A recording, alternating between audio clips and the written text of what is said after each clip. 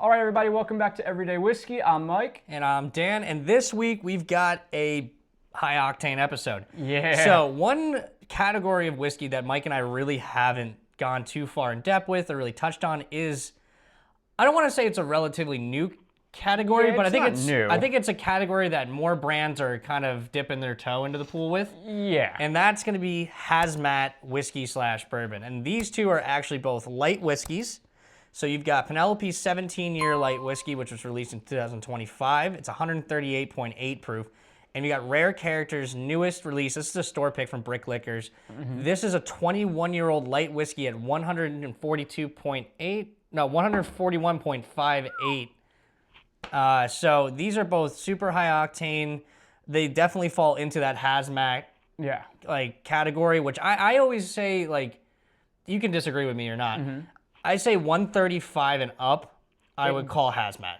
Yeah, you're really, no pun intended, you're playing with fire at that point. Yeah.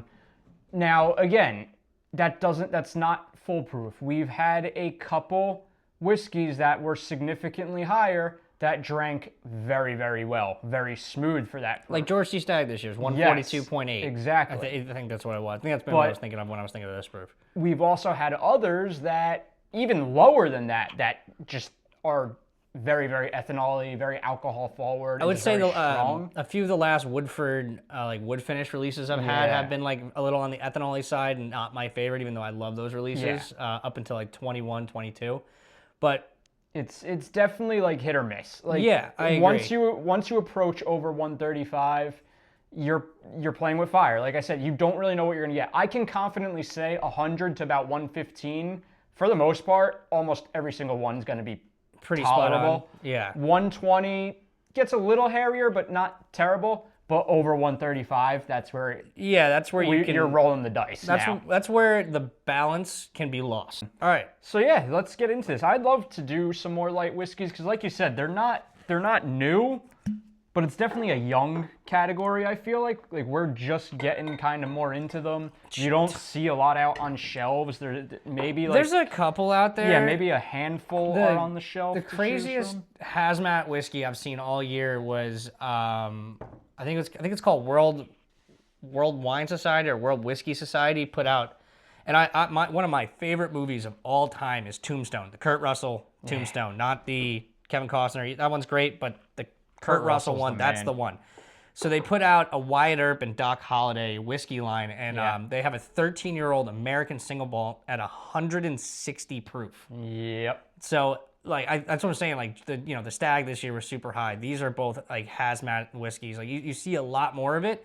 So Mike and I felt like the first real review we're doing this year has to be on what we think is like a big up and coming category. Yeah. Cheers. Cheers. All right.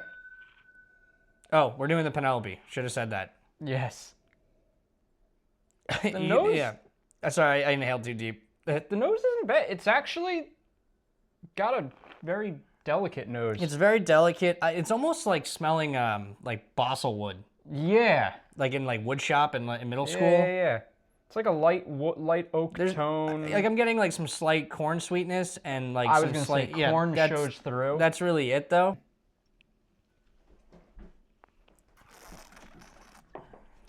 All right, that was way better. Mm-hmm. I'm actually getting some slight light chocolate tones to this, like a little like a little maltiness. A little bit more like the milk chocolate side. I would say a little lighter and sweeter. Or, as Widow Jane would say, café chocolat. Yes, café chocolat. So milk chocolate for sure, heavy char tone.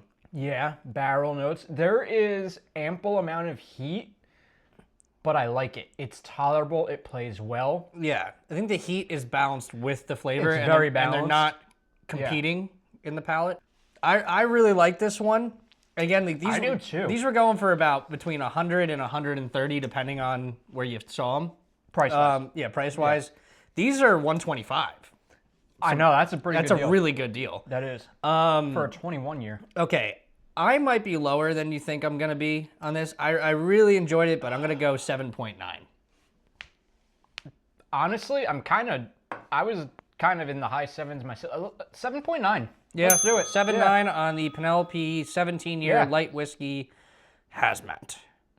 Yeah, so again, like Dan said, 125, 130. Let's put this into perspective. Eagle Rare 17, Eagle Rare 20, we're talking like thousands.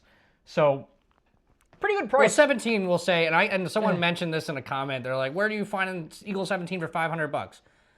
You gotta know, guys. You gotta know people. You gotta know, maybe know me. I don't know. You gotta be in the industry. You gotta be in the industry. No, like granted, like Eagle 17, you'll see for about 800. Yeah. Eagle, double Eagle, you see it from 5,000 to 10,000. It's fucking crazy. All right, and Rare Character is one of our new favorite brands. So we did the Jamaican rum cast finish. That was in the Whiskey of the Year episode. And that had a great turnout. So thank you for everyone who watched the Whiskey of the Year episode. Yes. That was a really fun episode. And we really got some different brands in there that we normally don't have. No, and I hope we could do it again this year and really just get some obscure stuff because that was kind of our vision when starting this, was hoping to come across those diamonds in the rough. Stuff that you RD1 Maple is the perfect example of that. Dude, that was so It's good. $60 for a bottle, and it drinks so far above its weight class. I'm starting to see other RD products pop up. French Oak, double barrel I might have to bourbon, pick maple, some up. Ambriana, which is really good. It's like Penelope I Jr. love the Ambriana. But all right, so let's get to the Rare Character. And if you guys don't know much about Rare Character, they started off with the Fortuna line, which we have back here. So there's the Fortuna Cast Strength. Then the Rare Character line is basically they buy, overstock barrels from different distilleries, reblend them. Like, they buy like the Wild Turkey Masters editions. Anything that's like a little more highly allocated or higher end kind of barrel. Yeah. And then they have the Brook Hill line, which is ultra expensive, ultra rare, but probably some of the best bourbon in the world. Yeah, it's really cool that they do that. You take your already Existing product and then existing product and then remix it into your own kind of product. Obviously, you got to go through the legal channels to do that, but I like that. It's really cool. It's kind of like what our buddy does in North Carolina with the Eagle Rare. Where he starts to... I haven't heard from Frank in a while. Frank, if you watch this, buddy. Yeah, we could use some new Eagle Rare blends. Like, those are really cool. He takes Eagle Rare, regular Eagle Rare, and then basically cask finishes it. Like, behind us right now, we've got a Amarana Cherry. Yep. A Maple. it's a dehydrated apple pie / pecan whiskey. Yeah. And then you've got maple pecan. It's called the Filthy Animal. And then you gave me the one. It's the brown sugar. And then over here we got the Freebird, which this is Rio. Yep. Yeah, I gave you the Louis Vuitton release, the brown sugar. The Louis Vuitton brown sugar one. That one was sick. All right. So Rare Character, 21 year, 141.58 proof, light whiskey. Cheers. Immediately better nose. Perfumey, light. Yeah. Not it's no oak. A lot fuller of a nose. Like it's just little it's maple, good. little brown sugar. I was gonna say there's a sweet note in there. There's a sweet maple note in there. and brown sugar for which sure. is really hard to pull off with light whiskey. Just light whiskey takes on the flavor of the vessel so well. I like that. Wow. It's a very if you didn't know this was like a hazmat whiskey 20, you would never know by this nose. No, it's very delicate. This nose is very. It's like, I don't know if delicate's the right word. It's more full bodied. It's more well-rounded. Yeah. It's like a nose on almost balanced, any other... I guess, maybe be the best way. More well-balanced. It's like a nose on almost any other product. Like, it's a really good nose. Again, we have 4 more extra years in a barrel. What does that do? I guess we're going to find out. Yeah, let's see.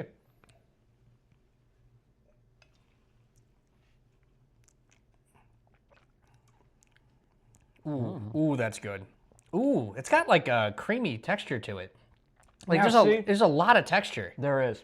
This proves my point right off the bat. This is higher proof, right? Yeah, it's by like 3 points. It drinks so much. Bubs. Whiskey Kitty. Okay. This drinks a lot cleaner, and as much as I hate to use the term, it's smoother than this one, which is actually a lower high proof. So this is a perfect example of what I was trying to say, is you just never know. I really like this. This is really good. This will also, for how easy this is to drink for 141, this will put you on your ass. This is a please don't have more than one glass of this unless you're trying to I'm ruin. gonna have more than one glass. Yeah, I'm gonna make him at night. You're gonna make him at night. I'm gonna make him at night. Danny, I know you're making grilled cheeses. You're gonna ruin your night and possibly your next day, maybe even your next day. All right. I like this. I like this a lot. So good. 8.6. Fair. Yeah, you agree? I'm good. Yeah. 8.6? I think we're right on par this episode with each other because they're great renditions of each. Yeah. I don't feel comfortable going higher. No, because also it's the first episode of the year, so we can't start. Yeah. No. Because it's hard to come down. Because last year we did that with Havana.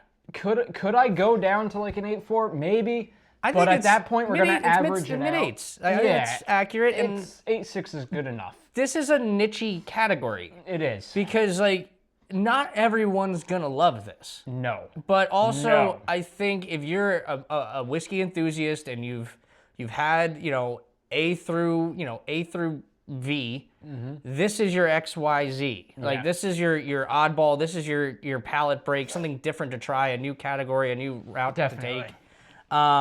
So I enjoy light whiskeys. Like I do. I like you can them. get mild ones like this. Like you have like the High West oat. Like Yeah. that's a light whiskey, and that's only like 48% alcohol. It's not high. It's really ironic they're called light whiskeys because a light Most whiskey. of them are heavy hitters. Yeah, it doesn't mean it's light in color, and it also doesn't mean it's light in proof. Like it's actually the exact opposite. It is like everything light isn't, Yeah, it's the just send it version of Yeah. whiskey. which is really ironic. But yeah, as we kind of expected, the rare character, and if you haven't tried anything, I'll preface this by saying this. They are expensive. All the rare characters, they usually start around $90 and up. It depends on the cast finish, the blend, the age statement, everything. They're like that, and it also depends on what barrels they bought for it. Like if it's like a buff turkey, or it just depends on the company they're buying the barrels from. So, but I think Mike will agree with me when I say this. If you want to try a rare character and you see one, just get it. They're really hard to get, really hard to find, unless they're store picks like this one. They're definitely worth the shot. And if you're like me and you've really like toned down your buying and are just trying to only maybe secure like some obscure bottles, Something different. that means you could kind of extend your budget because you're not buying as much anymore. This is worth extending your budget This is $124.99 for a 21-year-old bourbon. Exactly. Or whiskey, sorry. Exactly. Whiskey. It's definitely worth investing in. Like extending your budget a little bit if you're not gonna, unless you have a whole like list and you are really hardcore hunting out there trying to check off and get as many And bottles. good on you. Maybe do your thing. Steer clear. You might be able to do a little bit better, but if I'm just saying the age statement alone. Yeah. Like if Elijah Craig put out a That's what I'm 21-year-old saying. whiskey, it's $800. yeah, 120. Heaven Hill or put out a 100 19-year. It was 125. 1,000. Yeah, exactly. So bang for your buck. If you're gonna splurge, rare characters worth the splurge. Yep.